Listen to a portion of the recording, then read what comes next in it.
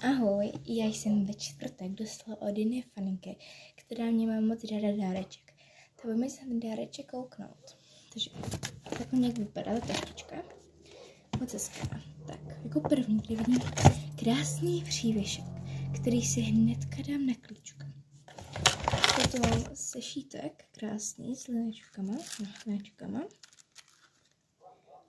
Potom krásnou samolepku mimo ně. Potom krásné lentilky, které jsou bílo-růžové. Tak, to je všechno. Kdyby někdo mě chtěl vidět naživu, nebo chtěl se mnou pokecat, nebo taky mi dal nějaký dáreček, tak zítra 3.2. budu v Březovském parku ve 12:27 až 12:37. Tak když tady by někdo přišel, tak mi dejte like, ať aspoň vím, ať tam nečekám zbytečně. Tak jo, a budu se na vás těšit, co přijdou. A moc děkuji za dáreček. Ahoj!